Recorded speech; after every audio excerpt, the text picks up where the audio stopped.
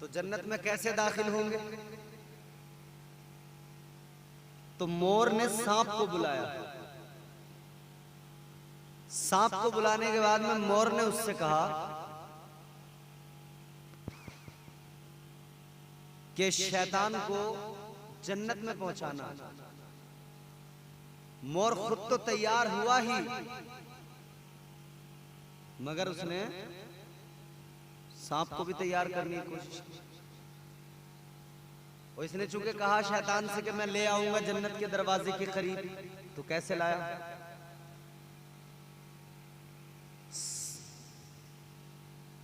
मोर ने नाचना शुरू किया, पर फैलाए। तो वाकई जब ये पर फैलाए और नाचता है तो बड़ा खूबसूरत लगता है, दिल बहलता है देखकर। हजरत आदम अलैहिस्सलाम ने देखा, हजरत हव्वा ने देखा, पर फैलाए मोर नाच रहा है। अच्छा लगा, देखने लगे, तबीयत माइल हो गई। ये आगे आगे नाचता नाचता चल रहा है। हजरत आदम और हव्वा इसको देखते देखते आगे बढ़ रहे हैं। ये नाचते नाचते जन्नत के दरवाजे के करीब आ गया। हजरत आदम अलैहिस्सलाम, हजरत हव्वा दोनों इसे देखते देखते, इसे देखकर चूंकि दिल बहल रहा था, इसे देखते देखते दोनों भी जन्नत के दरवाजे के करीब आ गए।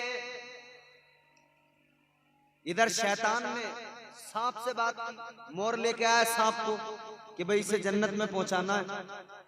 उसने कहा भाई नहीं पहुंचा सकते, कैसे पहुंचाएंगे? तो शैतान ने कहा तू एक काम कर, अपने मुंह के अंदर मुझे मुंह खोल, मैं तेरे मुंह के अंदर बैठ जाऊंगा और तू मुझे जन्नत में पहुंचा दे। सांप ने मुंह खोला, मुंह के अंदर शैतान बैठ गया और शैतान को सांप जन्नत के अंदर ले आया। जब जन्नत के अंदर लाकर मुंह खोला, शैतान बाहर निकल के आया। इधर हजरत आदम अलैहिस्सलाम, हजरत हव्वा दोनों मौजूद हैं। शैतान सांप के मुंह के अंदर से निकला। शैतान को हजरत आदम ने देखा और इसकी शक्ल कैसी, फरमाया गया बंदर जैसी इसकी शक्ल, खिंजीर जैसा इसको अल्लाह ने बना दिया। अल्लाह अकबर कबीरा। जब ये जन्नत के अंदर पहुंचा, शैतान को देखा हजरत आदम ने, फरमाया तू यहाँ किस लिए आया है, तू यहाँ किस वजह से आया है? अल्लाह अकबर कबीरा। अब शैतान का मकर देखो, कहने लगा ए आदम, आपकी वजह से मैं जन्नत से निकाला गया, आपकी वजह से मरदूद हो गया, आपकी वजह से शैतान बन गया। ए आदम सुनो, मुझे अपनी गलती का एहसास हो गया है, मैं अपनी गलती पे नादिम हो गया हूँ। मैं आपके पास इसलिए आया हूँ कि मैं तौबा करना चाहता हूँ, मैं अपनी गलती पे नादिम हूँ, अफसोस है मुझे, मैंने क्यों सजदा नहीं किया। काश मैंने उस दिन सजदा कर लिया होता तो मैं आज मरदूद न बना होता। अल्लाह अकबर कबीरा।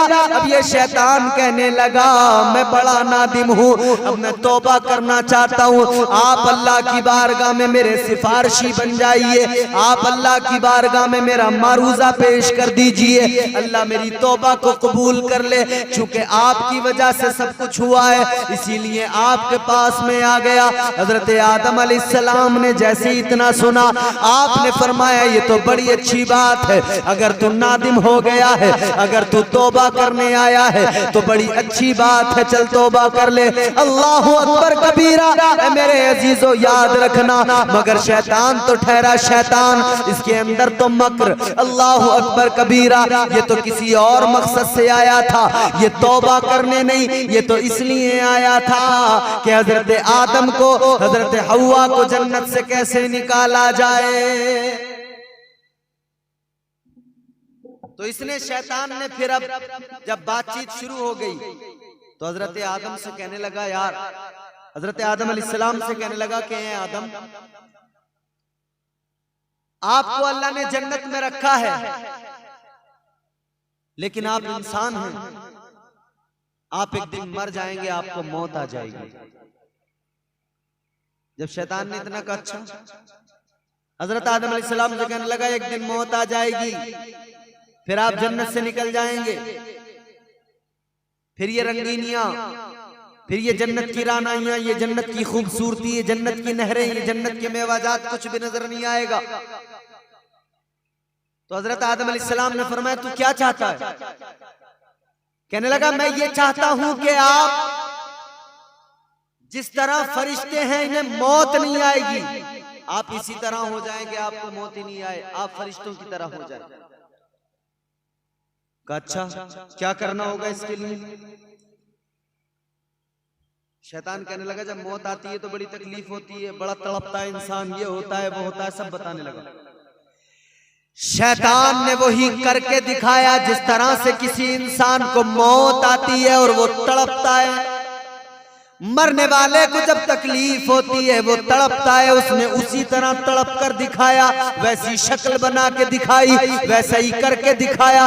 कहने लगा जब मौत आएगी ये आलम हो जाएगा, जब मौत आएगी ये कैफियत हो जाएगी, जब मौत आएगी ये हाल हो जाएगा।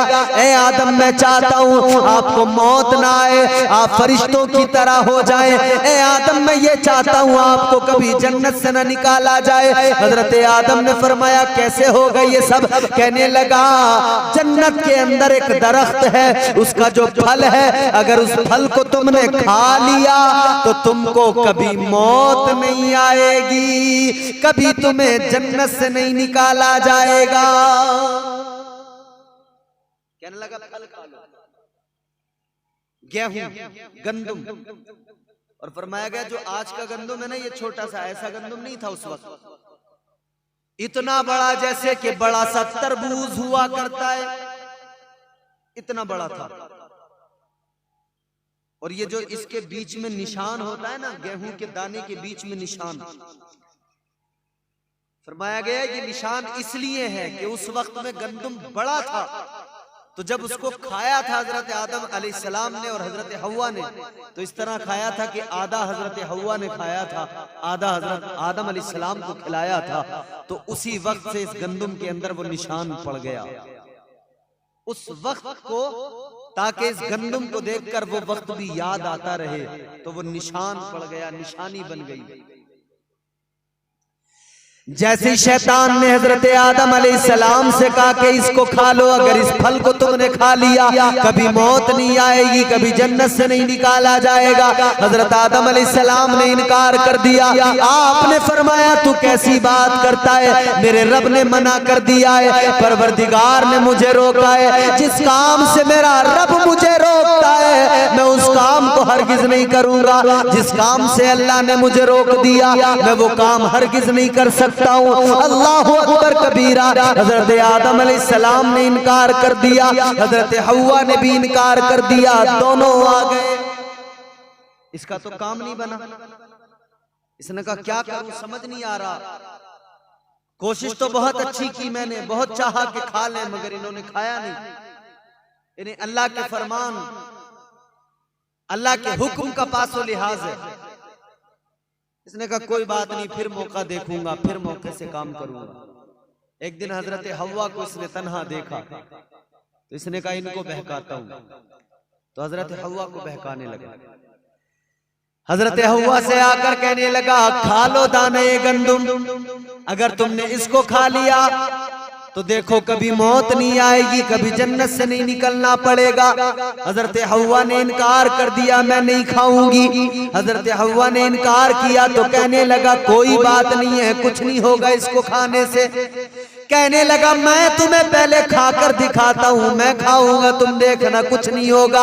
अगर तुम्हें दिखाई दे कि इससे खाने से कुछ नहीं हो रहा है तो तुम भी खा लेना।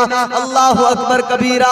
हजरत आदम अलैहिस्सलाम की बीवी, तुम्हारी मेरी मां नस्ल इंसानी की मां हजरत हव्वा ने दाने गंदुम उसके सामने शैतान ने जो है पहले खाकर आपको दिखाया।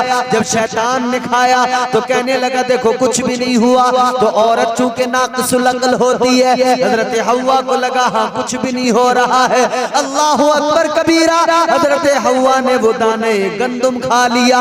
अल्लाह अकबर वो फला आपने खा लिया और साथ भी लेकर गई, अपने साथ भी उसको लेकर गई। हजरत आदम अलैहिस्सलाम को जाकर दिया कि लो इसको खा लो। हजरत आदम अलैहिस्सलाम ने खाने से इनकार किया तो कहने लगी कुछ नहीं होगा। उसने भी खाकर दिखाया, मैंने भी खा लिया, कोई बात नहीं, कुछ नहीं होने वाला है। वैसे ही रोका गया था।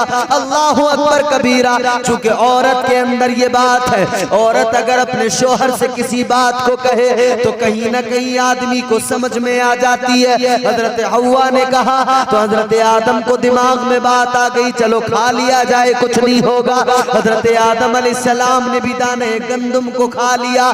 जैसे ही खाया अल्लाह ने फरमाया फनसिया, ए आदम क्या हुआ, भूल गए, भूल गए।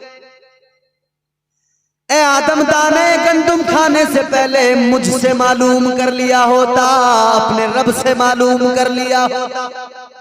आदम मैंने तुम्हें पैदा किया है, मुझसे मालूम कर लिया होता, लेकिन भूल गए, शैतान के बहकावे में आ गए, हो गई भूल, जन्नत से निकाल दिया गया। अल्लाह ने फरमाया अब जमीन पर चले जाओ। हजरत आदम अलैहिस्सलाम को जब जमीन पर भेजा तो हजरत आदम अलैहिस्सलाम बरहना, जिस्म पर कोई कपड़ा नहीं। चूंकि जन्नती लिबास क्या है, ये जो नाखून हमारे हैं ना, ये जन्नती लिबास है।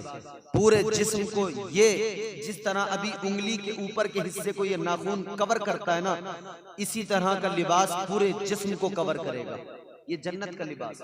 तो हजरत आदम अलैहिस्सलाम और हजरत हव्वा जब जन्नत में थे तो दोनों का लिबास यही था। उनके पूरे जिस्म पर यही नाखून वाला लिबास था जो पूरे जिस्म को कवर किए हुए था। मगर जब अल्लाह ने जन्नत से निकाला तो वो जो जिस्म पर लिबास था नाखून का, वो भी खत्म हो गया, सिर्फ उंगलियों में रह गया, सिर्फ उंगलियों के अंदर। हर इंसान की उंगलियों में ये जन्नती लिबास, पैरों की और हाथों की उंगलियों में नाखून की शक्ल में है। और ये याद दिलाता है कि यही एक दिन जब जन्नत में बंदा जाएगा तो यही लिबास पूरे जिस्म पर उसके होगा। जमीन पर हजरत आदम अलैहिस्सलाम, हजरत हव्वा दोनों आ गए। बरहना है, शर्म आ रही है, क्या करें, जिस्म को कैसे छुपाएं। पत्तों से अपने जिस्म को छुपा लिया, पत्तों से अपने वजूद को छुपा लिया। अल्लाह अकबर कबीरा। ए मेरे अजीजों, एक भूल हुई, और वो भी कैसी भूल कि हकीम का कोई काम हिकमत से खाली नहीं होता है। एक भूल ऐसी कि उस भूल की वजह से लाखों नबी दुनिया में आए, उस भूल की वजह से लाखों वली दुनिया में आए। उस भूल के सबब तुम्हारे मेरे नबी, कायनात के वाली, सैयदे कौनैन, ताजदारे मदीना सल्लल्लाहु ताला अलैहि वसल्लम दुनिया में तशरीफ लाए। ऐ लोगों, इसमें तो मंशाए रब भी है, इसमें तो मशीयत भी है। अल्लाहु अकबर कबीरा।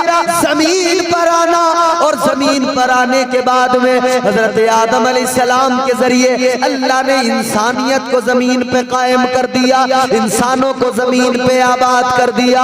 मतलब ये महबूब को भेजना था जमीन पर, तो महबूब को भेजने के लिए अल्लाह ने ये भी एक तरीका, ये भी एक जरिया बनाया। उधर भूल भी हुई, मगर भूल में भी अल्लाह की मशीयत, उसमें भी अल्लाह की हिकमत कि उसके जरिए अल्लाह ने अपने महबूब की शान को बुलंद कर दिया।